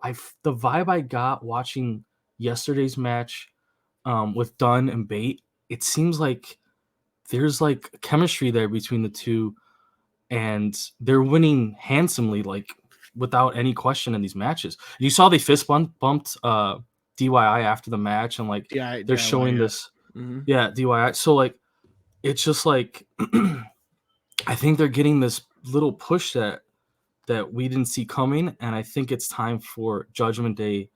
There's going to be some rift here with Judgment Day coming, and I think this is going to be the start of it, possibly losing these belts. Rhea's not losing her belt anytime soon, but we'll see what's going on here. I think there's a little bit more that meets the eye, and I think Dunn is, I don't know, they're gonna get this title. I don't know. It seems like it's going that way in my eyes. That's how you create a new superstar, right? Hometown pop. Gonzo, how do you feel? The two titles, Angel, and Mark can correct me if I'm wrong, those were a part of the bloodline because the bloodline at one point had all the most important titles to unify that they were it. So right, but they don't need to do that anymore. Like they should have stopped. They should have been fixed a while ago. Jeez, that's harsh. I agree. I was gonna say I actually agree. like the fact that they have just those titles, but anyways, that's where we defer, and there's nothing wrong with that, right? Maybe I get canceled here shortly. Who knows? I've already pissed off people with Nia Jax. I've already done it with the Freebirds firing. Haven't done that enough. Here, I win. Eddie Guerrero overrated. Go on. man.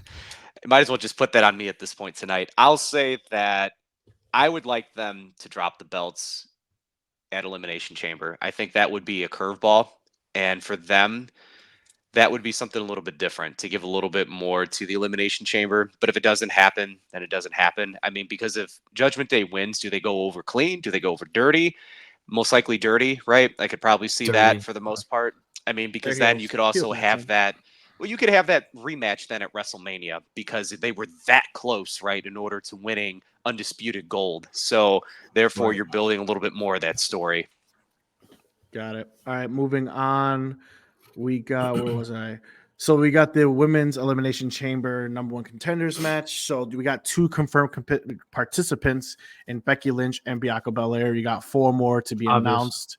Yeah. We got this Raw coming Raw. We got Liv Morgan versus Zoe Stark for the 3rd spot. I mean, at this point, we do have 4 more to be announced, but is it pretty much guaranteed and obvious that it's Becky Lynch building? It's Jade Cargill. Thanks for coming. I appreciate your comments. Okay. I Okay. really I don't. wish.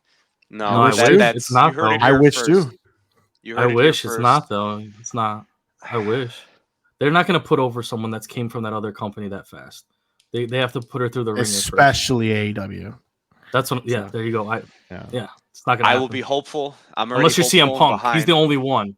Unless your name's Phillip Brooks. That's the only way. Pepsi Phil. It's okay. He's got many names.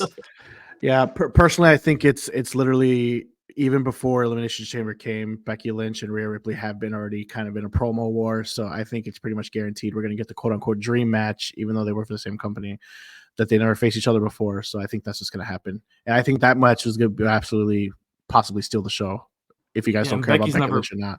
So and Becky's never participated in the chamber, so this was another reason why she had to lose to Nia. From a wrestling match, I'm not looking forward to the Man versus Mommy. It was pretty painful watching the Man versus Baszler because Baszler is a little bit of a bigger competitor, and there were some transitions during that match that I really didn't care too much. I felt that Lynch was a little behind with what she was able to do at certain points, and knowing the background of Baszler, I feel like Baszler actually had to slow down what she was doing just to be able to allow the Lynch to catch up to her. I disagree, but I'm not gonna go back and forth with you. But Derek the guy says, that. I can see that actually. No, I can see what Gonzo's saying a little bit. No, yeah. Derek the guy says it's got to be Becky. They have been on a collision course, and I'm gonna be pumped when Rhea puts her on the mat 1, 2, 3. That's definitely gonna happen. I do not see her beating Becky Lynch. But yeah, moving on from that, we got the men's contender match so far. We got McIntyre and Orton. McIntyre. I don't know why I said that.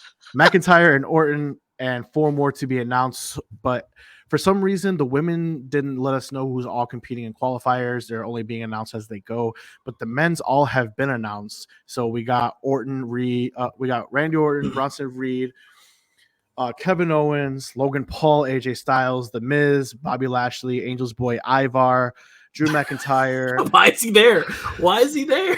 Drew McIntyre, Sami Zayn, Dominic Mysterio, and LA Knight, all in qualifying matches. So far confirmed has been McIntyre and Orton.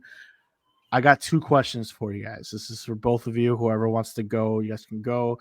My first question is this guaranteed McIntyre going after Seth Rollins? And my second question, should somebody else win it by the name of LA Knight? Angel, go ahead. You wanted to speak first? Yeah, I do, because I have some things I want to say, and I don't want to forget them. Sorry, Gons. No, real quick. What you gotta do? Love it. McIntyre, as you called him, to me. Yeah, McIntyre, baby.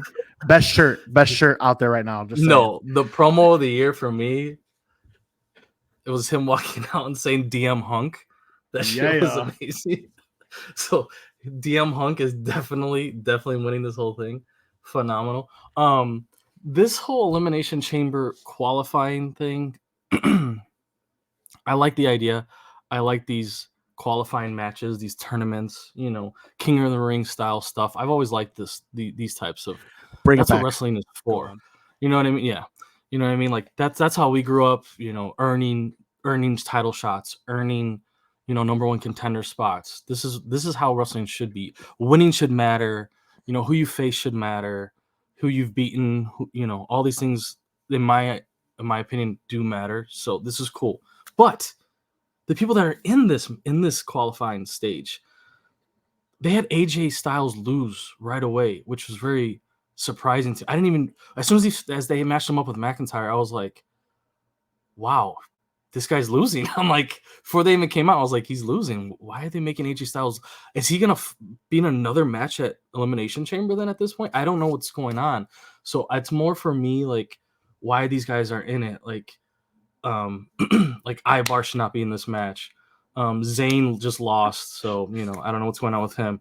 Lashley, I mean, is he really a part of this storyline? I don't know. Miz is gonna obviously lose to Logan. I feel like, right? Like, there's no way he's gonna lose. Logan's gonna lose with the title. He could lose at Chamber, but he can't lose on So SmackDown. that one, just to cut you off just a little Yeah, bit, go I'm ahead. sorry. That one I do see Miz winning. Really? Only because it sets up Logan Paul Miz for WrestleMania. And he doesn't drop the title because it's a qualifying match. It's a qualifying match. The title's not on the line, but since he pinned a champion, he gets him in line for a title match. I see how you can put Yeah. Paul down. You could pin He has Paul history finally. with the Miz. He has history with the Miz. They've been You could feuding have- for a year. It kind of writes itself for a WrestleMania match. You in can my have opinion. Owens coming out, knocking him out in the middle of the match, and Yeah. that whole thing continuing Yeah. too. That's definitely possible. So Okay. I'm sorry. So Logan Paul's WrestleMania matches are either A, Kevin Owens, they run it back, or B, it's the Miz. I don't think it's anybody else. But go on. What were you Okay. saying? So no, you're right. So yeah, no, I was just looking at some of these guys that were in the qualifying parts of it. Dom, I don't know what's going. Do you guys understand what's happening with Dominic or Tom and Nick as he goes by now? I mean, he's kind of like in limbo land at this point, and he gets the biggest heel pop in the whole company right now. What's going on with Tom and Nick? Like, do you have an opinion on him? I actually love Tom and Nick. So do I.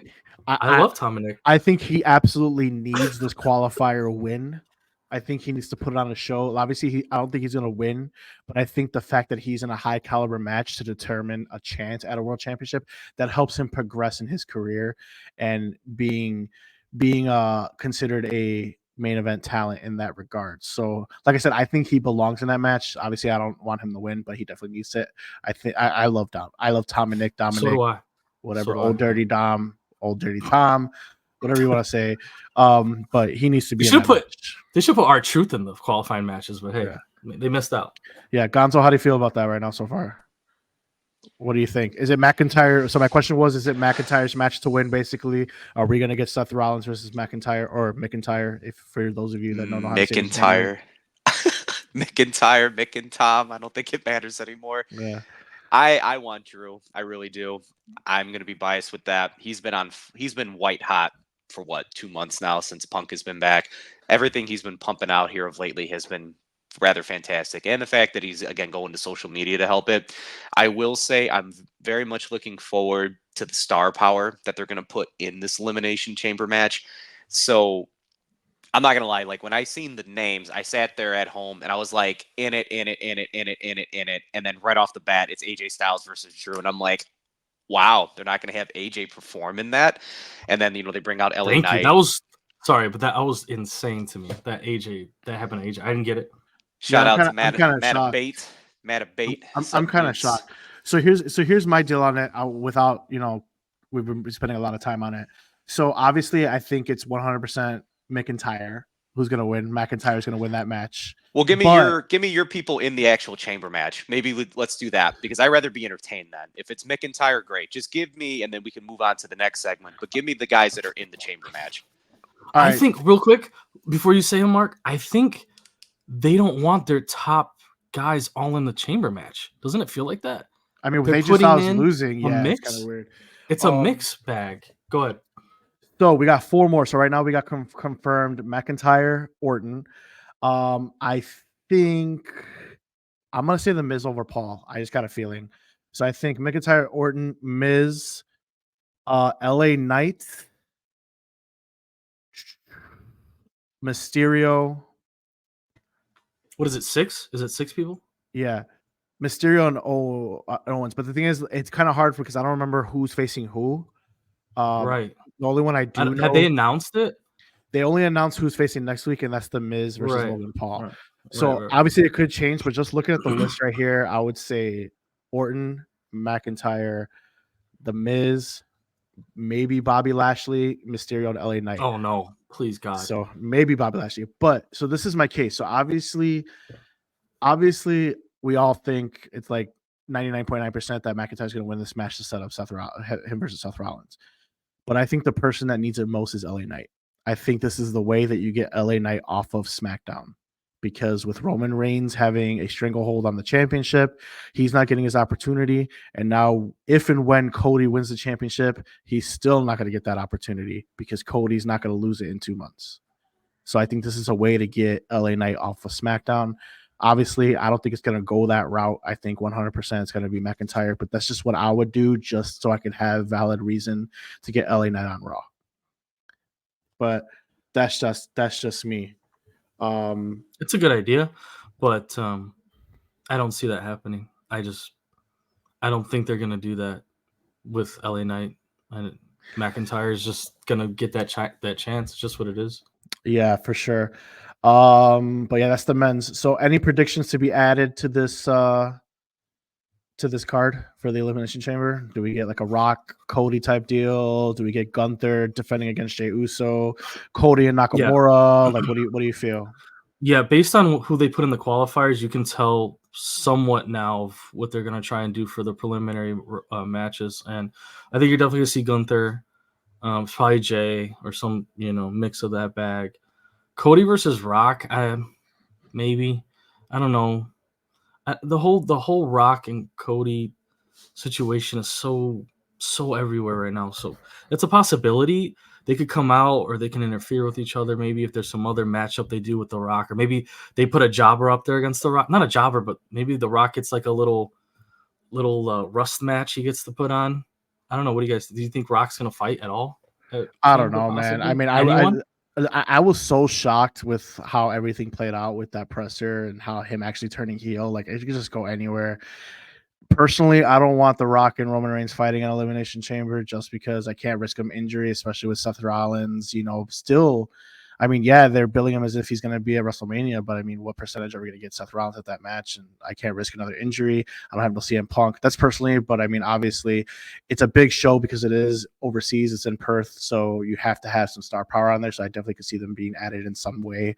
But I don't know. I think definitely at least Cody Rhodes is going to be fighting in some capacity, whether it be a blow off with Nakamura, even though they just had that bull roll match on Raw. I can't see any more Rhodes in Nakamura. I can't. I know. I'm done. It's got to be something. It's done. Stop. Yeah. I don't need any more Tajiri Mist. I don't need any more gimmicky matches, any more promos, any more interfering. I love what they're doing with Nakamura. Cool. I'm just saying. It was fun, but it's a horse. It's a dead horse. We need to move on. Sure. Nakamura can start beating the hell out of somebody else. There's plenty of other guys that could get the shit beat out of them by him. But yeah, so we'll see. I'm not sure. But I do see maybe Gunther being added to the card. Gonzo, is there someone you'd want to see added to the card real quick while we're on the subject? I think we covered everything that to be expected. Jade Cargill's going to be on the card winning the women's Elimination Chamber match. So, I mean, that's my prediction. Bold prediction.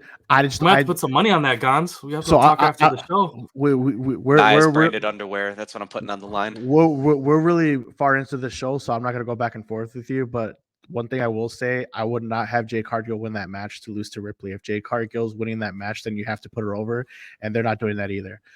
But anyway, quick, not yet. So real quick, I'm gonna get to this comment. So Matt A said, "What about Reed, Bronson Reed? He's definitely a possibility because WWE likes to put like those big guys into those matches and let them dominate, and that's one way to help push this guy. I'm not really sold on Bronson Reed, so I mean, I could care less if he's in it or not, but that's just me."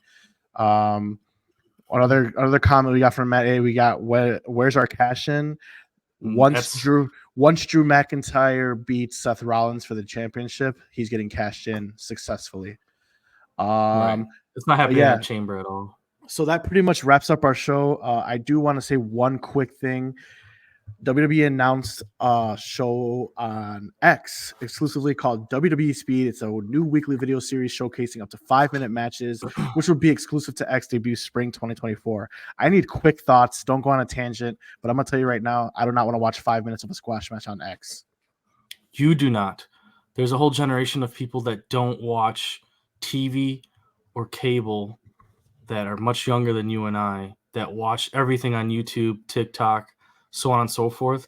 This is a look at getting fans that are beyond the fans they already have, that their future. Speed, I don't know if it's going to be a hit or miss. We'll see. But they're looking out for their future with an idea like this. Attention spans are much very, very, very, very short these days. I like the concept behind it. I mean, the worst that happens is they just totally scrap it. So what are you gonna do when you have a title change in 5 minutes on X? better be an awesome squash match. Whose title are we talking about? I mean, if you're It could talking be about, anyone's. You just don't know. We don't know. We don't know what it's gonna be. I better not see a 24/7 title reemerge on X. I'm gonna be super pissed. But you just don't know. Well, I mean, the reality is they're kind of testing this out with the in NXT with the Survivor. What's that thing called, Mark? Where they have the time limit match.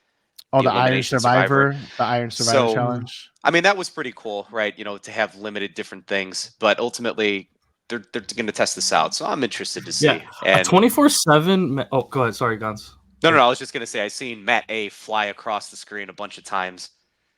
24/7 ship. Yeah. I mean, that'd be great. The hardcore title, just bring it back. So what if I know you hate the hardcore / 24/7 title idea, but like I this don't would hate fit the it. 24/7. If it was an actual hardcore championship with Crash Holly skits on the APA not knocking on the door, I'm all for it. If I'm not getting that, Okay. I don't care. But like, what if it's like 2 p.m. and it's like, oh, there's an update.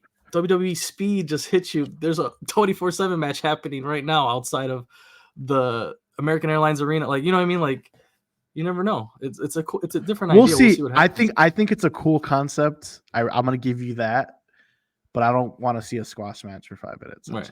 That's just me. But all right, so that pretty much wraps up our show. Real quick, Gonzo, tell everybody what you got going on and where they can find you on social media. yeah, absolutely. You got raising_personalities. That's definitely going to be on YouTube, TikTok, Instagram is where you can find me most consistently. I did create an X account, Twitter, whatever it is that it's referred to these days.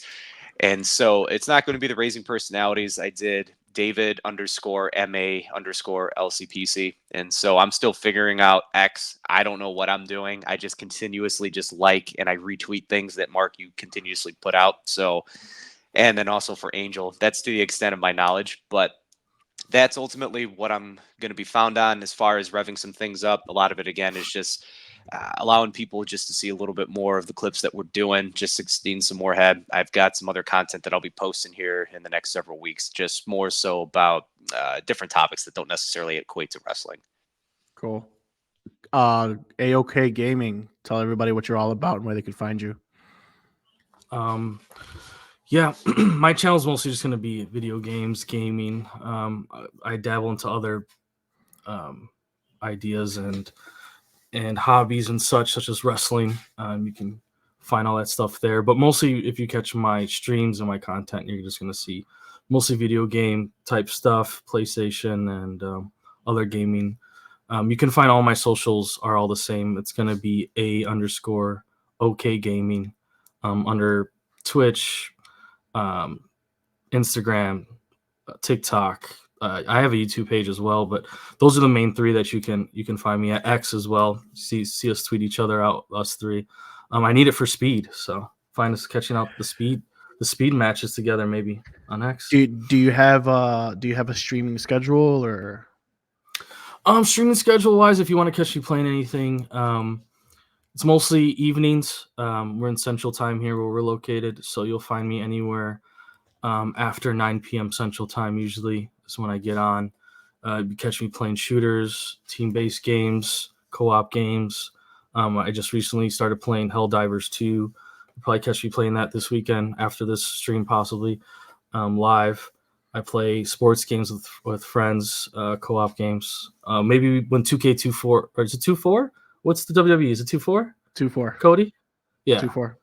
Maybe me and Kingpin will run some 2K24 when that comes out. We'll see what happens. But I'll definitely be doing that. So he's more than welcome to get stomped on. When I create my channel. Yeah, exactly. Maybe we'll make some cool Iron Man matches on there and stuff. So we'll see what happens. For sure. All right. So once again, make sure you guys go give them a follow on all social media, raising_personalities and A_OK gaming. For myself, you can find me on all social media, pro_wrestling_kingpin. I was just recently a part of the Jelly Cards podcast. Go ahead and give them a follow. You'll hear me. I just got started with them on Thursday. I'm actually a wrestling card collector. They are a sports card podcast. They also sell sports cards. You can go check their eBay site. They have a couple slabs up there right now. But we actually talked about the wrestling card market leading up to WrestleMania. So you can go ahead and check that out. Once again, that's Jelly_cards. And you can see me talk about this guy, Braun Breaker, star rookie autograph. There you go. Checking his market leading up to WrestleMania when he defeats Gunther for the Intercontinental Championship, as I predicted. So once that skyrockets, maybe I do a little sell. But like I said, otherwise you could find us every Saturday live on YouTube for the Smacktalk Wrestling Podcast, or go to Spotify and Apple Podcasts for the Smacktalk Wrestling Podcast. Once again, we appreciate you guys joining us. We'll see you next week. Kingpin out, guys. Thanks for having me.